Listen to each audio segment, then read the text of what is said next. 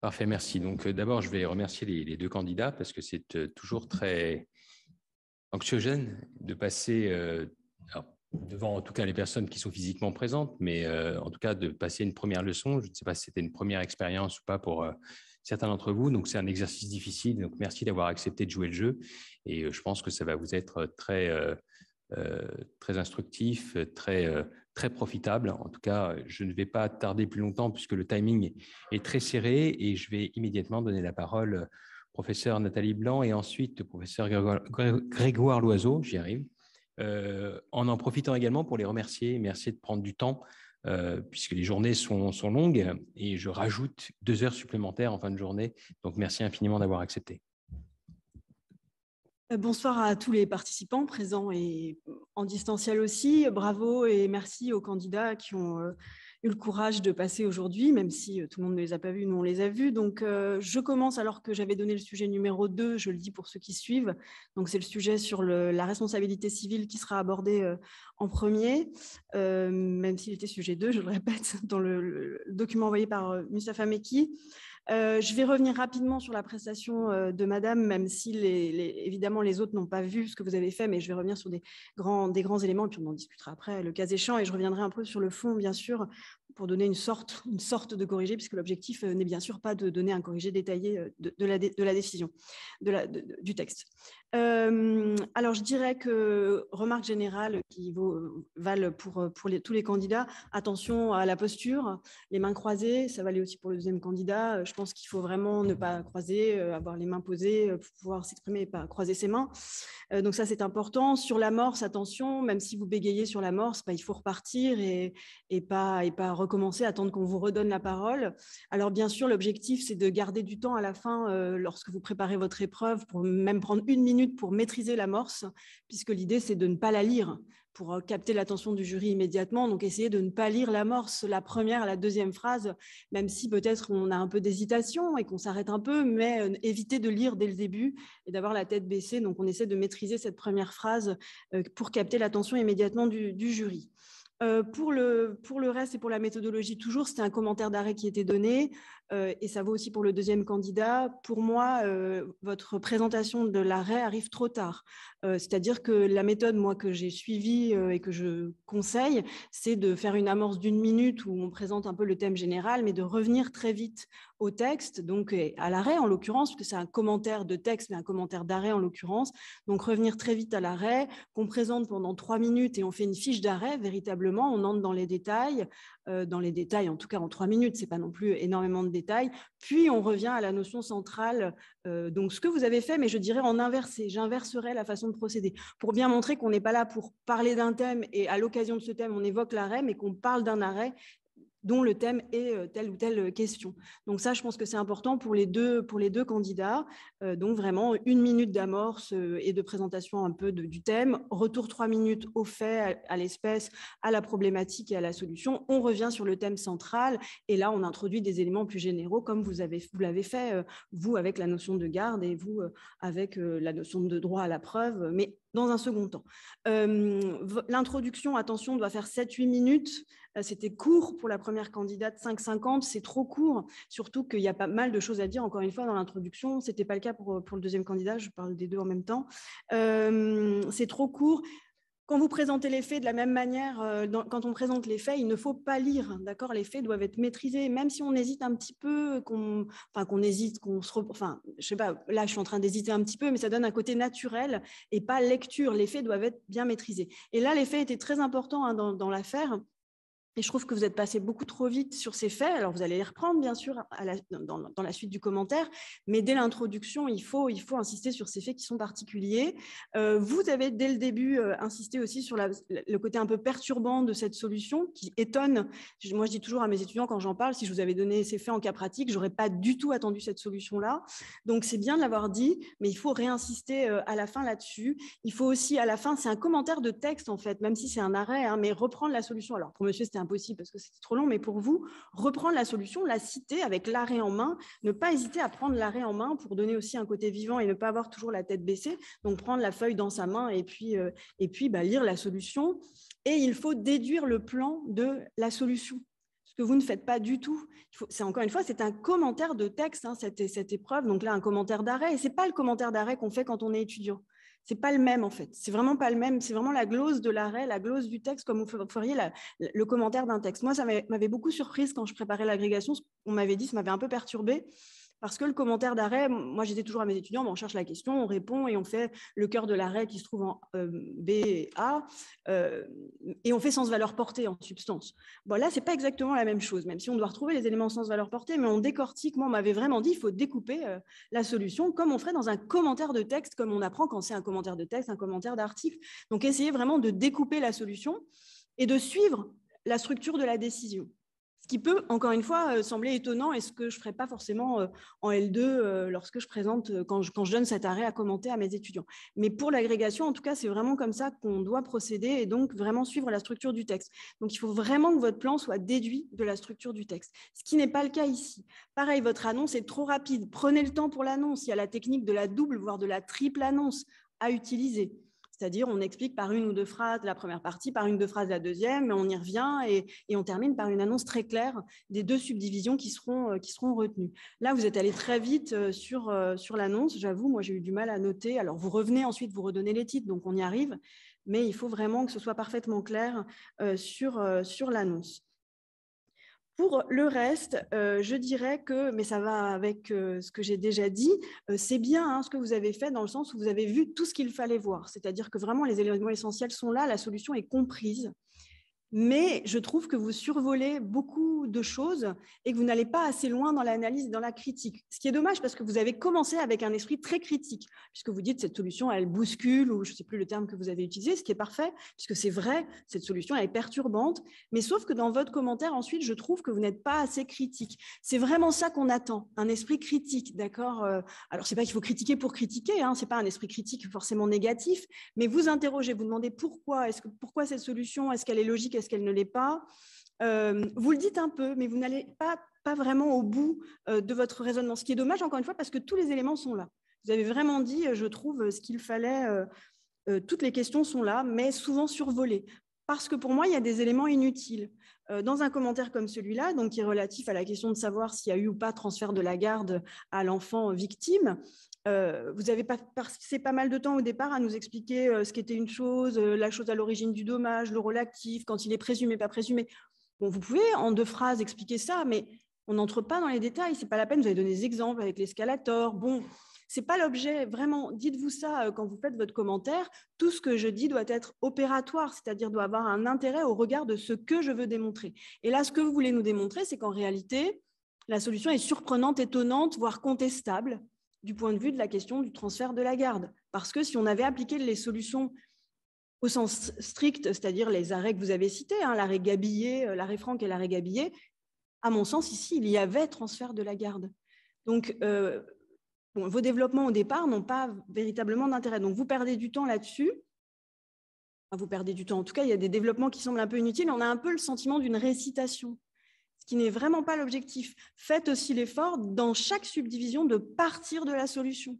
Vraiment partir de la solution, donc arrêt en main, encore une fois, ça dynamise aussi la présentation, hein, ne pas avoir la tête baissée, on prend l'arrêt, et moi je me rappelle que c'était surligné de toutes les couleurs, parce que partie 1 c'était là, partie 2 c'était là, et on se dit, bah voilà, là je lis ce passage-là, je pose, et ensuite j'analyse ce passage-là de la décision. Donc vraiment faites cet effort, et ça je ne l'ai pas retrouvé dans votre présentation, où on a parfois ce sentiment, encore une fois, de récitation, de reprise d'éléments de base. Alors bien sûr, les règles de base, les principes de base doivent être rappelés. Donc ça, c'est bien. Vous nous avez cité tous les arrêts qu'il fallait citer. Gabillet, Gender. Alors, Gender, je ne suis pas sûre d'avoir entendu Téphaine. Vous nous avez dit Téphaine, mais pas Gender dans l'intro. C'est un peu dommage, parce que c'est quand même Gender, même s'il y a eu Téphaine avant, mais l'arrêt de principe. Enfin, les arrêts de principe. Après, on a eu d'Erguigny-Le Maire sur la faute, mais qui n'arrivait pas forcément au bon endroit non plus. Donc les grands principes doivent être là, mais utiles pour la solution, enfin le commentaire de votre texte, pas la solution, pour le commentaire de votre texte. Ici, c'était pas simple. Même moi, je vous avoue, quand je me suis dit aujourd'hui, comme vous, tiens, qu'est-ce que je vais pouvoir proposer comme plan pour cet arrêt? C'est vrai que j'avais 2 plans. Bon, le plan que je donne, parce que j'avoue donner ce commentaire à mes étudiants en L2, mais j'ai effectivement retenu un autre plan, et c'est ce plan-là que je vais vous livrer, puisque c'est celui que j'aurais retenu. Je regarde juste que je dépasse pas le temps pour l'agrégation. Je me suis dit, bon, bah voilà, en fait, on a 2 paragraphes à la fin, hein, sur la réponse de la Cour. D'ailleurs, au passage, c'est très bien d'avoir dit que c'était le nouveau style direct, etc. Ça, c'est très bien aussi d'envisager le style du texte, le style de l'arrêt, donc ça, c'est bien. Donc, on a la réponse de la Cour qui se trouve dans 2 paragraphes. Bah, j'ai essayé de faire un paragraphe, une partie par paragraphe, ce qui n'est pas évident, puisque évidemment, les choses sont liées. Et donc, avec des titres que je pense plus parlants que les vôtres, puisque vous aviez un intitulé qui était, je crois, pardon, là c'est celui de monsieur, mais vous voyez, votre intitulé de Grantin, les autres n'ont pas vu, mais la responsabilité de plein droit du gardien, c'est trop général. Il faut vraiment essayer de coller à la solution. Donc moi, j'ai mis comme proposition, je donne une proposition de plan, la sanction du propriétaire fautif et la protection de l'enfant victime en grand 2. Et là, on voit tout de suite finalement le sens de cette solution. On a sanctionné le propriétaire. Alors j'aurais pu dire la sanction du gardien propriétaire fautif. Bon, j'ai juste mis du propriétaire fautif. La protection de l'enfant victime, parce que évidemment que la solution est ici. Enfin, le fondement de la solution, il est là, c'est protéger l'enfant victime. C'est ce qu'a essayé de faire ici la Cour de cassation. Comme vous l'avez dit au départ, on pourrait penser que c'est un arrêt d'espèce, mais il est publié. Enfin, il fait l'objet d'une publicité importante. Donc c'est assez étonnant aussi de ce point de vue. Donc la sanction du propriétaire fautif, la protection de l'enfant victime. En A, le propriétaire présumé gardien, donc on revient sur les principes et sur la force de cette présomption qui pèse sur le propriétaire, ce qui permet de revenir aussi sur les grands principes, hein, tout en partant de l'arrêt, puisque c'est vraiment ce qu'elle se demande au départ. Elle envisage vraiment la faute du propriétaire dans la première partie de l'attendu, puisqu'elle dit que l'enfant est descendu dans le sous-sol, donc c'est le sous-sol du domicile du propriétaire, qu'on ne lui avait pas interdit d'y aller, qu'il a pu se saisir de l'arme. Et il faut vraiment faire une glose, hein, essayer de vraiment reprendre les termes de l'arrêt pour expliquer la solution. On nous dit bien qu'il n'avait pas été interdit, il ne lui avait pas interdit d'y aller. Bon, donc là, le propriétaire présumé gardien, c'est le grand A, et grand B, le propriétaire doublement fautif, je dirais ici, puisque là, il y a une double faute, c'est de ne pas avoir finalement fait en sorte que l'arme ne puisse pas être manipulée, et puis de ne pas avoir interdit l'accès. Donc il y a vraiment 2 fautes qui sont retenues à l'encontre de ce propriétaire. Et là, on revient à ce que vous disiez, c'est que normalement, c'est une responsabilité objective, qu'on se désintéresse complètement de la faute du gardien. Bon, là, il se trouve que non seulement il est gardien, mais en plus, il a commis des fautes. Donc, ok, la victime n'a pas avoué la faute, mais finalement, ça accroît, ça accrédite encore plus l'idée de sa responsabilité. Mais c'est un peu surprenant. Quand on lit au début, on a presque l'impression que l'arrêt, c'est de la responsabilité du fait personnel, qu'on est en train de parler de 1940 et pas de 1242 alinéa 1er, ce qui est assez étonnant. Et d'ailleurs, on peut se demander, est-ce que l'action de la victime ici n'aurait pas été plus pertinente sur le fondement de l'article 1240 ? En prouvant une faute du propriétaire parce que je vais chez des gens et qu'on laisse à la disposition d'enfants une arme chargée ou avec des munitions à proximité. Est-ce que ce n'est pas le fondement qui aurait dû être... Alors, ce n'est pas le fondement qui avait été envisagé par les victimes. Le juge n'a pas l'obligation de requalifier. Bon, il peut, il n'est pas obligé. Donc là, il ne l'a pas fait. Donc, mais ça, c'est une vraie question. Et on a un peu le sentiment que c'est centré sur cette faute. Et donc, grand 2, la protection de l'enfant victime. Donc, en A, l'absence de transfert de la garde. Donc là, c'est vraiment, je dirais, la partie vraiment essentielle. Donc, l'absence de transfert de la garde. Donc, on revient sur la question du transfert. Quand est-ce qu'il est admis? Quand est-ce qu'il ne l'est pas? Là aussi, c'était léger parce que c'est le cœur de la décision. C'est quand est-ce qu'il y a transfert ou pas. Vous nous avez parlé d'hypothèse jurisprudentielle que dans le sens de l'arrêt. Et à chaque fois, c'était, alors sauf l'hypothèse des grands-parents, mais sinon, vous avez parlé d'un transfert volontaire. Là, c'est un transfert involontaire, il faut insister là-dessus, hein. Le propriétaire, il n'est pas, on a saisi le bien à son insu.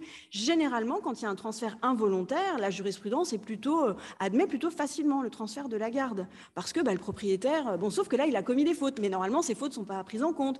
Bon, donc on en revient à ces questions. Donc l'absence de transfert de la garde avec donc l'idée que vous avez relevée, hein, qui est de savoir quelle conception de la garde on a ici. Alors vous dites c'est une conception juridique, peut-être. Est-ce que c'est pas une conception subjective? Est-ce qu'on ne revient pas effectivement à une conception subjective où on s'intéresse au discernement de l'enfant, alors que normalement ce discernement est indifférent, à régabiller?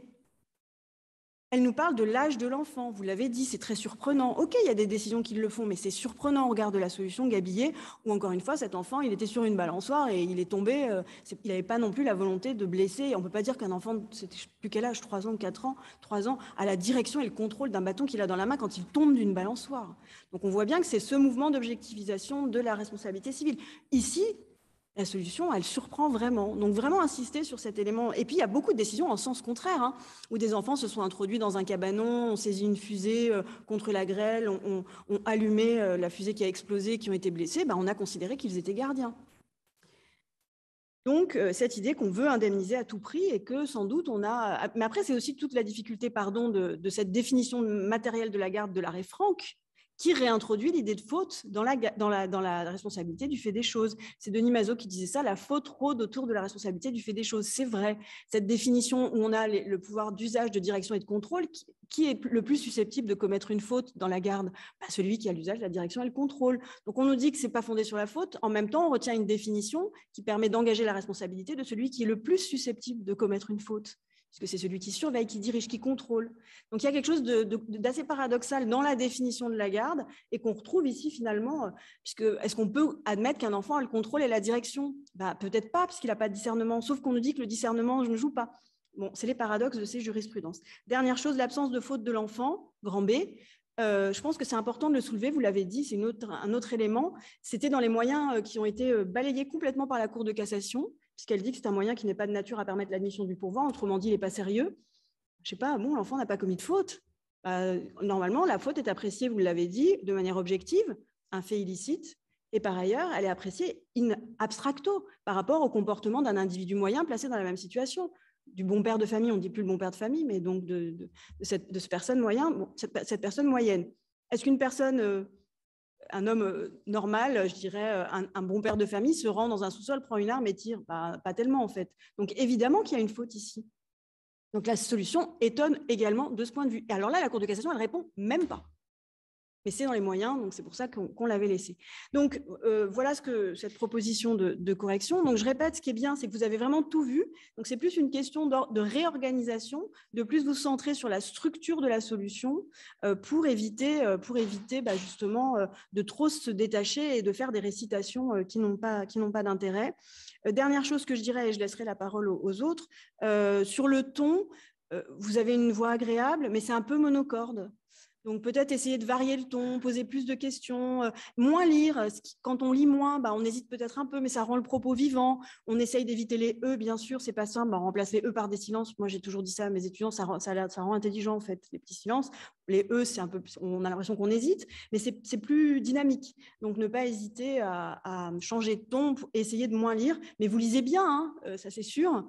Sauf que, aussi, quand vous lisez, faites attention, et c'est ça que le problème de la lecture. Il y a une fois où vous avez changé une phrase, et vous n'arrivez pas à rebondir, on change une phrase d'ordre, on se débrouille et on ne dit pas pardon et on reprend et on a l'impression, vous savez, que vous êtes obligé de lire dans l'ordre exact et que vous n'arrivez pas à rebondir, c'est un peu dommage.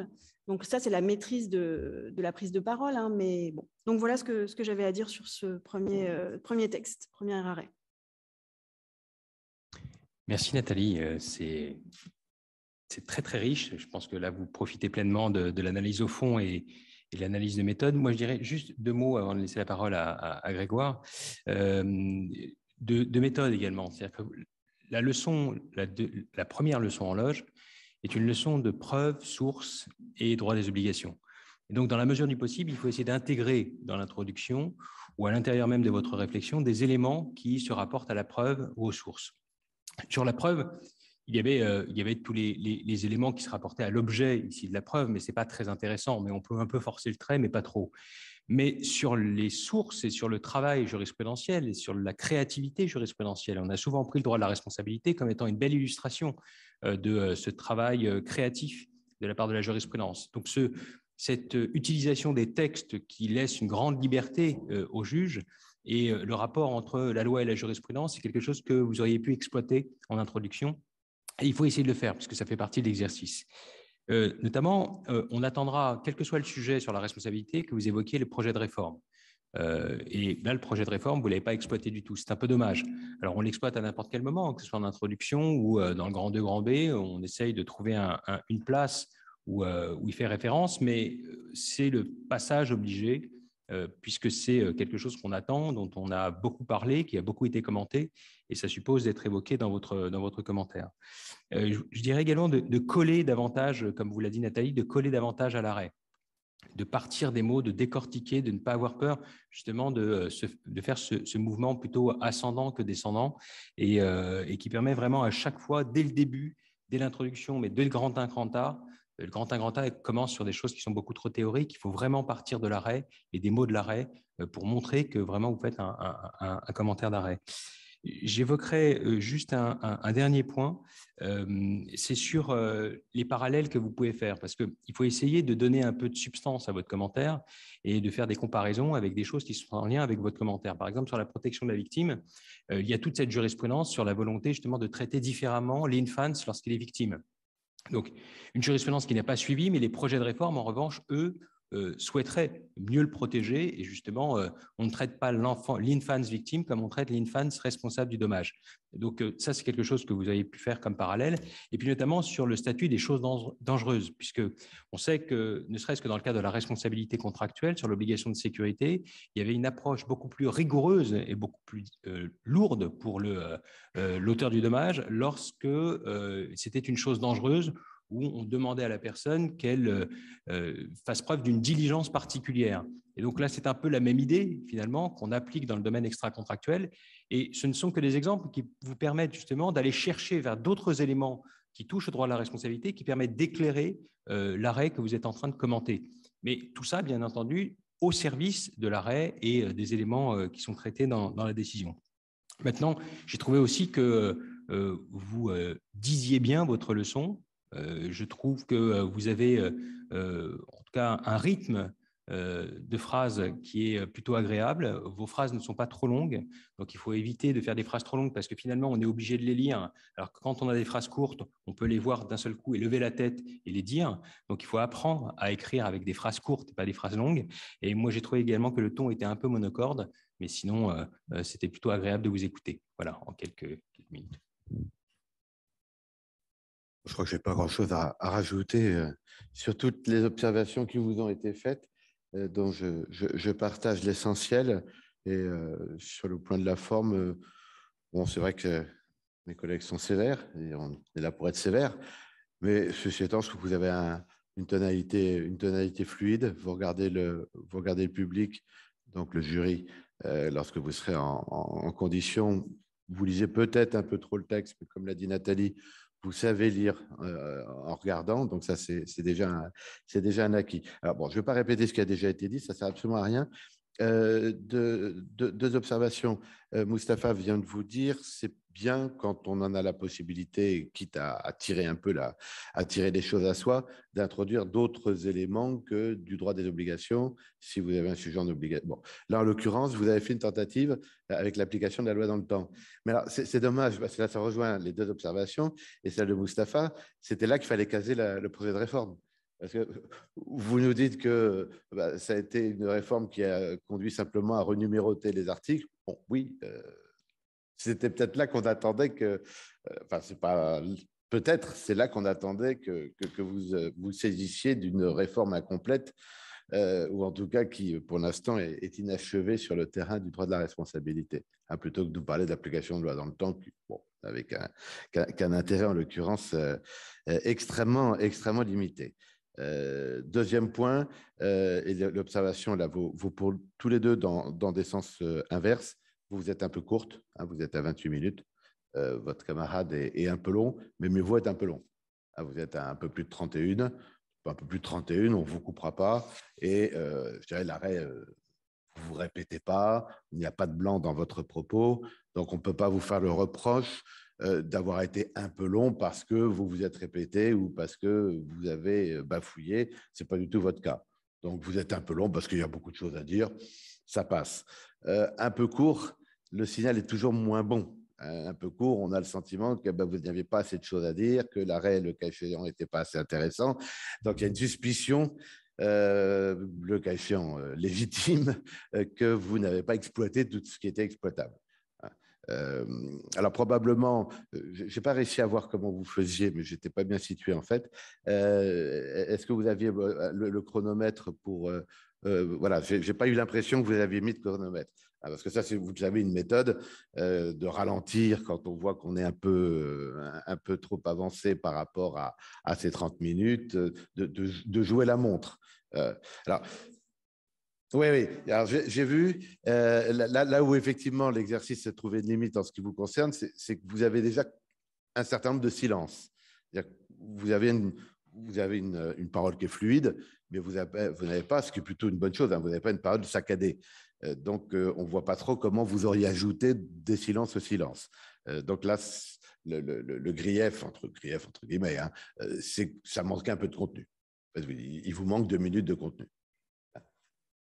Alors, pour encore une fois, pouvoir faire le tour des deux candidats de ce soir, et je ne vais pas commencer parce que c'est vrai que la discussion était entamée de vous dire bravo, hein, de vous dire bravo à l'une et à l'autre de vous être lancés dans le bain. C'est toujours difficile, évidemment. Quand on est regardé par les autres, ça l'est encore plus. C'est très formateur, hein, c'est extrêmement formateur. Il y a les leçons en B2B, vous allez en faire, mais les leçons comme ça en public, elles sont beaucoup plus formatrices, plus dures aussi.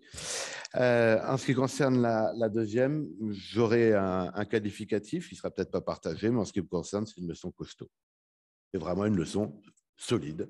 Elle est solide sur le fond. Là, j'ai été vraiment agréablement surpris de la maîtrise des éléments de fond.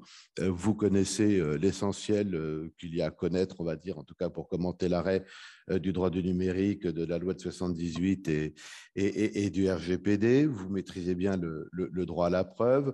Vous connaissez, on va dire, les grandes dates, aussi bien de la jurisprudence de la CEDH que première civile et puis chambre sociale. Vous n'avez pas dit de bêtises en droit du travail. Ça fait beaucoup parce que, somme toute, ça fait… le sujet, effectivement, est un sujet de droit de la preuve, mais somme toute, il y avait aussi des éléments annexes, sans être accessoires, et vous montrez une maîtrise de ces éléments, hein, jusqu'à citer l'arrêt. Je trouvais ça très bien parce que il était bien cité, mais encore fallait-il le repérer sur le vol de documents par le salarié qui avait été accepté, pas le vol, mais la production de la preuve issue d'un détournement de documents de l'employeur. Donc, vous avez une culture juridique qui est solide, et ce qui donne ce sentiment d'une leçon, à mes yeux en tout cas, d'une leçon solide. En plus, elle est servie par un ton qui est agréable. Vous parlez bien. À nouveau, vous ne parlez pas trop vite. On vous suit parfaitement. Vous faites l'effort de regarder vos interlocuteurs, donc ici la salle, le jour J, les membres du jury. Donc vraiment, c'est une leçon, j'ai trouvé, hein, très agréable à écouter, posée et avec vraiment de la consistance. Et un minutage qui est quasi parfait, hein. Vous êtes à 8 minutes d'intro, 6 minutes du grand 1A, 8 minutes du grand 1B, 7 minutes du grand 2A. Alors, c'est peut-être le grand 2B, 2 minutes. On est plutôt à 3-4, hein, normalement, sur alors, comme vous avez déjà 1 minute excédentaire. Mais en même temps, j'aurais bien du mal, si vous voulez, à reprendre votre leçon et à vous dire il faudrait enlever là. Vous avez vraiment dit tout ce qu'il y avait à dire. Alors, bon, il y a quelques scories, ou du moins quelques, comment dire, ça aurait pu être, ça peut toujours être mieux. J'aurais deux observations essentiellement. C'est que vous terminez, et heureusement que vous l'avez dit, mais vous terminez par le fait que cet arrêt n'est pas de droit positif, en tout cas au regard des faits, puisque vous le dites, la déclaration préalable à la CNIL n'est plus nécessaire depuis l'entrée en vigueur du RGPD. Il fallait, à mon avis, il faut le remonter très vite parce que le membre du jury, il se dit, mais vous êtes passé à côté, ce qui n'est pas grave d'ailleurs, parce qu'encore une fois, sur le principe juridique posé par la Cour de cassation, c'est-à-dire la possibilité d'admettre une preuve illicite, ça ne change rien.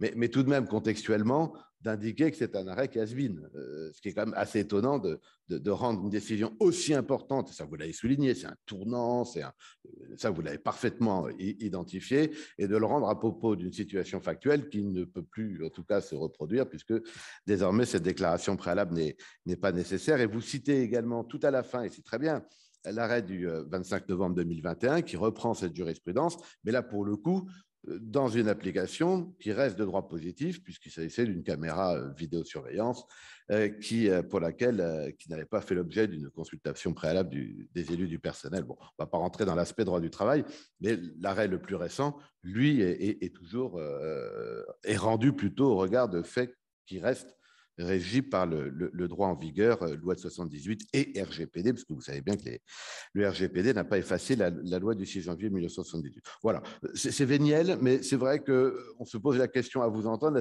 est-ce que vous avez vu que cette formalité n'est plus nécessaire? Qu'est-ce que j'avais noté autrement? Oui, j'ai une petite incertitude, quand j'ai une petite incertitude sur le choix du terme. Votre plan est bon, hein, il est solide, les intitulés sont clairs. C'est l'intitulé du grand 2, les limites, alors que dans le grand A, vous parlez des conditions. D'ailleurs, vous-même, vous le dites, puisque vous dites à un moment, j'ai noté ça, respect de conditions strictes. Les conditions, ce n'est pas les limites. Voilà. Bon, c'est pas déterminant, mais disons que l'intitulé ne correspond pas complètement aux éléments que vous développez. Voilà, je crois qu'il y a vraiment tous les éléments. J'y reviens. Je regarde la montre aussi pour rester dans les temps. Je peux proposer un corrigé, mais ça n'a pas tellement de sens. Je vais le faire quand même. Mais ce qui est important pour vous, et vous l'avez bien fait, c'est que dans cette décision, et là pour le coup, la réflexion de Nathalie allait très bien sur le premier arrêt, et moins facile en tout cas à mettre en œuvre sur le second, parce qu'on ne peut pas coller de manière linéaire, en tout cas en suivant le déroulé de l'arrêt, qui est très long. Et encore, vous avez vu, j'ai mis 3 petits points, je vais essayer d'expurger de tout ce qui n'était pas utile pour une leçon d'agrégation. Il est extrêmement long, et vous ne pouviez pas construire votre plan en suivant l'arrêt. Ça, ce n'était pas possible. Ce qui était important, c'était de dégager des masses. Et ces masses-là, vous les avez dégagées. Et après, c'est finalement une question d'ordonnancement de ces masses. Il y avait la masse sur l'illicéité de la preuve, enfin, la règle, sous réserve de quelques très rares exceptions, très rares entorses, c'était même plus que des exceptions avant cette décision, et désormais la possibilité de considérer une preuve illicite. Il y avait le morceau sur le droit à la preuve. Il y avait le champ d'application sur les données à caractère personnel, et puis quelques mots, et vous l'avez fort bien fait, sur la qualification de données à caractère personnel d'une adresse IP. Vous avez même réussi à retrouver l'arrêt de la première chambre civile qui l'avait déjà jugé. Et puis le bloc perspective, prospective, portée, vous l'appelez comme vous voulez, mais qui était, est-ce que cet arrêt ouvre la voie à la prise en considération de la preuve illicite en général? Non, non, non. Il se limite, en tout cas pour le moment, à des preuves enfin, à des éléments probatoires qui ont été obtenus plus exactement en violation des règles gouvernant la protection des données à caractère personnel, loi de 78 et RGPD, ce que confirme d'ailleurs l'arrêt du 25 novembre 2021 qui porte à nouveau sur des problématiques données à caractère personnel. Donc, vous avez très bien fait à la fin de bien marquer qu'on n'ouvre pas pour le moment, en tout cas, ce serait vraiment spéculer bien au-delà des termes de l'arrêt, une ouverture plus générale sur le terrain de la preuve illicite. Bon, après, vous n'avez pas fait d'observation mais ça, c'était vraiment à votre... il faut se sentir à l'aise, et puis votre arrêt étant en droit de la preuve, ce n'est pas une nécessité, surtout de même ce comportement ou cette approche un peu étonnante de la chambre sociale qui ne rend pas trop hommage au RGPD en rendant ce type de décision. On est aux premières décisions de la Cour de cassation. On se dit, bien, ça ne préjuge assez mal de l'avenir de la protection des données à caractère personnel. Mais c'est vrai que ce n'est pas votre sujet. Le sujet, la thématique, c'est la preuve. Et vous l'avez respecté. Alors, en revanche, je souscris à ce qui a été dit par Nathalie. Vous commencez pendant 3 minutes, j'ai tout chronométré, 3 minutes pour nous présenter le droit à la preuve, la fondamentalité du droit à la preuve avant d'arriver à l'arrêt. Bon, là, c'est pareil, vous aviez une bonne amorce, voici près de 10 ans la Chambre, je reprends vos propos, et une nouvelle illustration, ou une illustration en est donnée à nouveau par cet arrêt, mais qui va bien au-delà de ses prédécesseurs qui s'étaient contentés de poser le principe d'un droit à la preuve en permettant que ce droit à la preuve puisse, enfin, je cherche mes mots, hein, en donnant une extension au droit à la preuve jusqu'à admettre la possibilité de recevoir un mode de preuve illicite. Et puis après, vous repreniez votre droit à la preuve. C'est vraiment une question de présentation. Encore une fois, j'insiste, tous les éléments, tous les ingrédients sont là. Après, c'est des questions d'articulation. Alors, un autre plan, mais je ne pense pas qu'un soit meilleur que l'autre. J'insiste vraiment là sur le fait, d'ailleurs, il ressemble étonnamment à vous. Je n'aurais pas mis le droit à la preuve en intro, j'aurais mis l'illicéité, moi, en introduction. Parce que, somme toute, tout commence par la question de la licéité ou de l'illicéité. Le droit à la preuve, mais c'est une question de perspective, hein, vient au soutien de la possibilité de prendre en considération des preuves illicites. Alors pourquoi j'aurais fait ça? Parce que c'est peut-être un autre petit défaut. Oui, je reste très réservé, enfin très mesuré plutôt dans mes observations. Un autre petit défaut de votre commentaire, vous ne soulignez pas assez la formule, qui est tout de même très importante, n'entraîne pas nécessairement son rejet des débats. Autrement dit, il est bien exprimé par la Chambre sociale qu'il ne s'agit pas de poser un principe de recevabilité de la preuve illicite. Donc, n'entraîne pas nécessairement, on en demeure donc sur un principe selon lequel la preuve illicite n'est pas recevable. Et la formule en dit tout de même long sur le fait qu'on n'a pas non plus inversé la position antérieure qui était celle la preuve illicite n'est pas recevable. Le principe reste qu'elle n'est pas recevable. Simplement, cette illicéité n'entraîne pas nécessairement. Là, vous avez peut-être manqué de mettre l'accent sur cette formule qui n'est pas sans importance.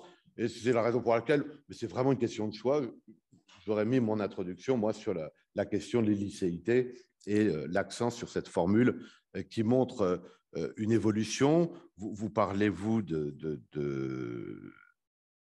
tournant, ça me va bien aussi. Revirement aurait été, à mon avis, excessif. Parce que précisément, on ne passe pas non plus à 180 degrés, à 190 degrés, pardon, d'une position à une autre. Donc, voyez, à partir de là, abordant la question des licéités en introduction, j'aurais été sur une première partie sur la recevabilité ou l'admission de la preuve illicite, l'intitulé peu importe, avec le fondement ou la raison, préférer le fondement. Et là, eh bien, vous avez le droit à la preuve et le morceau que vous avez mis en introduction, il pouvait venir dans le grand 1. À cette occasion, alors c'est vrai que c'est peut-être vous lancer, peut-être, mais aller au-delà de la relation, enfin du compte-rendu du droit positif, que vous avez fait fort bien, hein, l'arrêt 2006 de la CEDH, 2012 de la première chambre civile, 2016 de la... Bon, ça vous faites très bien, mais vous posez la question de pourquoi, depuis 15 ans, on a dégagé ce droit à la preuve. Or, il y a deux choses tout de même. C'est que ce droit à la preuve, il n'est jamais considéré isolément. Il est toujours considéré dans des conflits de droit. Et pour être plus précis, il est toujours considéré dans des conflits de droit avec le droit à la vie privée. Donc, c'est intéressant de voir que la fondamentalisation de ce droit a été reconnue pour arbitrer des conflits de droits fondamentaux. Là où, s'il n'avait pas été fondamental, le droit à la vie privée, qui lui est un droit fondamental, aurait conduit à appuyer la solution sur le seul droit fondamental à la vie privée. Autrement dit, il y a une forme d'instrumentalisation de la fondamentalisation des droits pour leur permettre, pour les sortir d'une hiérarchie entre le droit fondamental et celui qui ne l'est pas, pour les mettre sur un pied d'égalité et traiter le conflit de droits fondamentaux au moyen du contrôle de proportionnalité bien connu de la jurisprudence européenne et réapproprié par la jurisprudence nationale désormais. Donc voilà, là, il y avait peut-être aller un petit peu plus loin sur le pourquoi on a fondamentalisé ce droit à la preuve. Et puis peut-être une autre interrogation, je dis peut-être, hein, est-ce qu'il n'y a pas le fait de le poser en question est, à mon avis, plus pertinent qu'en affirmation. Est-ce qu'il n'y a pas derrière ce droit à la preuve qui va jusqu'à permettre d'admettre des éléments de preuve illicites, l'idée que tout ce qui peut servir à la vérité judiciaire doit pouvoir être produit, quitte à laisser un pouvoir d'appréciation au juge du fond. Et là, vous auriez pu faire un parallèle, je ne crois pas que vous l'ayez fait, ça ne demandait pas plus qu'un parallèle avec le droit pénal, qui, à l'inverse, permet la recevabilité des preuves déloyales ou illicites, quitte à ce que le juge ensuite apprécie souverainement la valeur probatoire, la valeur probante à leur donner. Le grand B du grand 1 serait les conditions, ce que vous avez appelé les limites, les conditions, c'est-à-dire précisément cet arbitrage à faire avec le droit au respect de la vie privée, la question également que vous évoquez, j'ai plus l'arrêt sous les yeux d'un coup, du respect du caractère équitable de la procédure dans son ensemble. Ça, vous n'en parlez pas beaucoup. Vous avez plus mis l'accent sur la balance entre droit à la preuve et droit au respect de la vie privée. Bon, c'est facile, comme vous êtes déjà à 31 minutes, de vous dire que vous auriez pu en dire d'autres ou en dire de plus. Voilà. Sur les conditions. Et la deuxième partie serait consacrée à l'office de la preuve illicite, ou si l'office vous gêne, le service de la preuve illicite, avec une première sous-partie sur le domaine d'exercice, le domaine d'application. Vous voyez, ce sont des choses que vous avez vues. Donc, aujourd'hui, la protection des données à caractère personnel est bien indiqué que le domaine, le champ dans lequel cette jurisprudence est initiée, et jusqu'à présent, cette jurisprudence est limitée, c'est la violation des dispositions relatives à la protection des données à caractère personnel. Et c'est là que j'aurais mis l'arrêt du 25 novembre 2021, qui arrive, je trouve, tout à la fin. Il avait sa place peut-être dans le corps de la leçon. Il venait dans ces cas-là dans le grand A du grand 2. Et puis le grand B sur, vous l'avez utilisé le terme, le champ des possibles ou la mesure du possible, ce que vous appelez la portée. Donc vous voyez que nos parties, si je puis dire, se recoupent très largement. Vous avez fait le choix de mettre le droit à la preuve en introduction. Moi, je mettrais plutôt la question de la licéité. Vous voyez qu'on retrouve dans les deux structures les blocs, ce qui montre bien que vous avez vraiment fait le tour de l'arrêt, d'une part. Vous avez fait des observations, encore une fois, que je trouve pertinentes, solides, et vous montrez, encore une fois, et je pense que c'est important, que vous, certes, c'est une leçon de loge, la première leçon de loge, donc sur un programme qui est les sources, la preuve, les obligations, mais vous témoignez d'une solidité qui va au-delà. Et ça, je trouve que c'est un bon signal pour un jury qui a envie de vous retrouver à la leçon suivante. J'essaie de ne pas trop parler pour vous laisser un peu de temps aussi, camarades. Merci, Grégoire. Je vais être très, très bref. D'abord, je suis du même avis. Hein. C'est une bonne leçon. Je ne sais pas si vous en avez fait d'autres. C'est peut-être pas la première, mais donc vous maîtrisez l'exercice et c'est assez agréable de vous écouter. Il y a une belle analyse de la décision, c'est assez solide. Donc, je ne reviens pas sur tout ce qui a été dit. Moi, je vais nécessairement juste évoquer les éléments qui peuvent être améliorés. Comme ça sera… D'abord, je pense que dans votre introduction, vous pouvez exploiter davantage ce que je disais tout à l'heure, c'est-à-dire tous les éléments qui sont en lien avec cette première leçon en loge. La place de la Cour européenne des droits de l'homme dans les rapports avec les juridictions françaises, surtout sur le droit à la preuve, où le droit à la preuve a été plutôt consacré par les juridictions françaises avant que la Cour européenne des droits de l'homme ne l'évoque, puisque la Cour européenne des droits de l'homme était toujours un peu ambiguë. Notamment, il y a l'affaire qui date de… alors, je ne sais plus la date exacte, mais dans laquelle elle explique bien que le procès équitable n'intègre pas les questions de preuve. Donc, on voit bien que la CEDH était plutôt en recul. Donc, c'est intéressant de voir, alors qu'habituellement, on dit que la CEDH écrase les juridictions françaises. Là, c'est un peu différent. Ce qui permettait d'évoquer également le rôle que s'est attribué la jurisprudence française avec le contrôle de proportionnalité et comment on a développé le contrôle de proportionnalité pour justement échapper au contrôle qui est opéré par la CEDH et récupérer une part de souveraineté, pour le dire d'une manière un peu singulière. Mais c'était intéressant justement de jouer sur la jurisprudence, la CEDH. Je pense que c'est ce que je disais tout à l'heure, hein, il faut vraiment aller chercher des éléments qui sont autour du sujet. Également, des éléments de droit comparé, parce que le droit à la preuve, on le compare souvent à la discovery, à l'idée de pouvoir obtenir une preuve. Alors, il y a deux éléments dans le droit à la preuve, c'est le droit de produire des preuves et le droit d'obtenir des preuves. Et on n'en est pas justement au système de common law, mais ça aurait été intéressant de l'évoquer peut-être dans l'introduction. Vous voyez, des éléments de ce genre qui permettent justement d'ouvrir un peu votre sujet tout en restant dans le sujet. Je vous dis ça en vrac et dans le désordre, hein. Pour ce qui est de l'annonce, elle est un peu brutale. Je trouve que votre annonce, elle arrive comme ça de manière violente.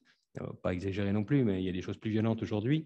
Mais c'est simplement que vous devez nous préparer à votre annonce pour que, comme le disait Nathalie tout à l'heure, l'annonce subliminale, les triples annonces, mais surtout ici, c'est qu'indépendamment de cette triple annonce, vous nous annoncez vos deux parties de manière un peu, on est un peu surpris. Ah, d'accord, donc là, on en est déjà annoncé le plan.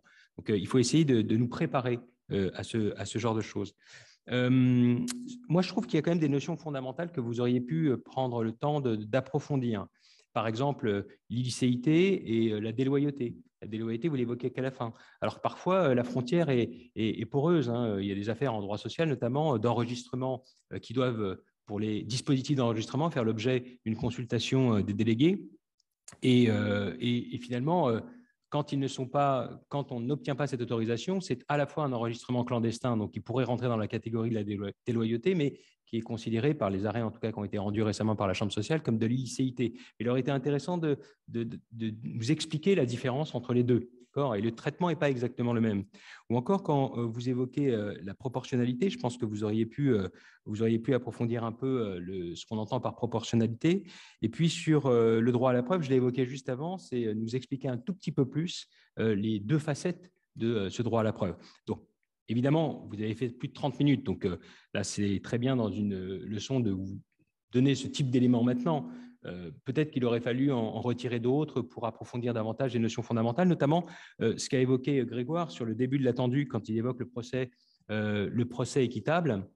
C'est là justement que vous auriez pu dire qu'au départ, c'est vrai que c'est sous l'angle du procès équitable qu'on a essayé d'intégrer discrètement, implicitement le droit à la preuve, à travers les droits de la défense pour le salarié qui pouvait voler les documents, à travers l'égalité des armes également. Donc ce sont ces aspects-là qui ont permis petit à petit de construire le droit à la preuve sans le dire formellement avant que la Cour de cassation, l'arrêt que vous avez cité, ne l'évoque. Ce qui est intéressant également dans cette décision, toujours en vrac, c'est que c'est habituellement du côté du salarié qu'on se place pour évoquer le droit à la preuve et lui permettre de produire ces éléments de preuve, alors que là, c'est quand même l'employeur qui va en bénéficier et ça montre peut-être un certain équilibre qui est en train de s'instaurer avec une sorte de bilatéralisation du droit à la preuve qui n'était pas évidente au départ. Bon, mais voilà, ça, ce sont juste des éléments supplémentaires pour que vous colliez davantage à l'arrêt et que vous exploitiez au maximum, que vous tiriez au maximum sur les notions qui sont utilisées dans l'arrêt, alors qu'à un moment donné, on vous a senti tellement à l'aise avec le sujet que vous jouiez surtout avec les jurisprudences et que vous réintégriez la décision dans des jurisprudences antérieures et postérieures. Mais peut-être qu'on aurait voulu que vous passiez plus de temps à vous arrêter sur les mots qui ont été utilisés, ce que vous avez fait parfois, comme le mot indispensable, par exemple, vous vous êtes interrogé dessus, mais il y a toute une série de mots que je viens d'évoquer qui, eux, auraient peut-être mérité des développements supplémentaires. Maintenant, globalement, c'est une leçon qui est assez équilibrée. Vous dites bien votre leçon.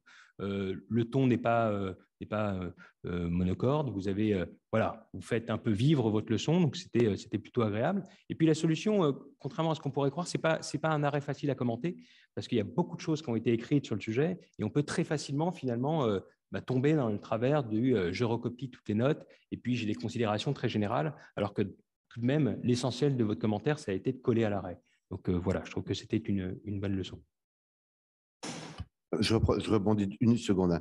Vous avez été influencé, je ne sais pas dans quelle mesure c'était trop ou pas, je rebondis sur ton observation sur le fait qu'il y a eu un moment où vous passez sur la jurisprudence de la CEDH par la note explicative.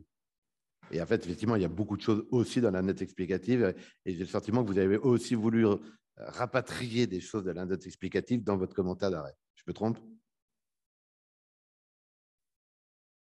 Oui, non, je sais bien. Mais quand vous développez l'arrêt Lopez, c'est clair, parce que dans la note explicative, c'est quasiment tout cet arrêt qui est développé comme étant l'arrêt, la genèse de la décision du 10 novembre. Pardon, Nathalie. Moi, je serai très, très brève. Effectivement, je trouve que c'est une bonne leçon. la critique que j'ai faite sur l'introduction, bah voilà, il faut reprendre juste ça. Et je dirais même aller plus loin, peut-être, pardon, que ce qu'a dit Grégoire. C'est pas juste vraiment reprendre l'espèce, les faits, enfin voilà, faire la fiche d'arrêt en accéléré, puisqu'évidemment c'est long. Coller plus à la solution, vraiment, même vous, même si effectivement c'est maîtrisé. Pour moi, qui ne suis pas spécialisée de ces questions, même si je les connais, je connais le droit à la preuve, mais moins le RGPD, même si j'ai travaillé sur le RGPD, bon. C'est un peu technique par moment. Alors, bon, ça a plu beaucoup à Grégoire qui s'y connaît très bien. Moi, je ne dis pas que ça ne m'a pas plu, mais il y a un moment, pour moi, c'était dense, peut-être un peu trop. On dit quand le sujet est technique, prendre un peu plus de hauteur, donc peut-être prendre un peu plus de hauteur, même si effectivement, c'était bien. J'y ferai une remarque, alors je suis désolée parce que peut-être que vous allez mal l'apprendre, peut-être être un peu plus souriant, même si je dis bien, il ne faut pas avoir l'air non plus trop content d'être là, mais un peu quand même. Même là, quand on vous félicite, on a le sentiment que vous restez un peu de marbre. Alors, je ne dis pas qu'il faut avoir que sourire tout le temps, mais vous voyez, un ton qui n'est pas le sourire, mais vous êtes un peu renfrogné. Donc, non, mais je me permets, je trouve que, non, mais surtout que ça contrastait quand même avec madame qui était plus souriante. Encore une fois, c'est pour vous améliorer, hein, parce que vous avez un côté très sérieux, un peu, vous voyez, donc je dirais un peu plus souriant, sans sourire bêtement, bien sûr, trouver un équilibre, mais un peu plus. Puis même quand on vous fait des compliments, je me disais, mais il sourit pas. Bon, donc voilà, sur le contrôle de proportionnalité, pardon. Oui, là, oui. Oui, il aime les critiques. Sur le contrôle de proportionnalité, je suis d'accord, ça arrive tard. Le mot contrôle de proportionnalité in concreto, moi, je le veux dans l'introduction. Ça, c'est vraiment essentiel avec cette idée, justement, de revenir aux sources, à cette CEDH qui impose ce contrôle à la Cour de cassation, mais qui reprend un peu, comme l'a dit Mustapha, de sa souveraineté en le réalisant elle-même. Bon, pour moi, ça arrive tard. Le droit pénal aussi, je trouve, ça aurait dû être là dans l'introduction. C'est important, c'est faire le parallèle, montrer que c'est différent. Pourquoi c'est différent aussi? Donc, c'est dommage que ça n'arrive pas là. Après, peut-être que, et je n'ai pas essayé, mais je trouve essayer quand même de trouver un plan qui colle. Alors, la décision, c'est compliqué, elle est très longue, mais trouver le cœur de la décision qui est peut-être dans le paragraphe 5 ici, parce que le reste, elle cite et après, elle applique, mais essayez quand même de structurer votre plan à partir de ça et essayer de le faire. Voilà, et pas juste faire, entre guillemets, un commentaire qui ressemble, excusez-moi, mais à une dissertation sur les points essentiels de l'arrêt. Après, je ne dis pas que c'était facile et je ne dis pas que c'était possible, je n'ai pas essayé. Hein, donc, c'est facile de critiquer quand on ne l'a pas fait. Mais vraiment essayer de faire ça même quand c'est long. D'ailleurs, quand on a un texte long, on le décortique quand même et on essaye de faire un plan qui suit la structure. Voilà ce que j'avais à dire. Main croisée au début aussi, attention. Mais pour le reste, effectivement, vous exprimez bien. Alors, Grégoire aussi nous dit que vous ne serez pas coupé. Attention, il y a des jurys qui coupent à 30 piles.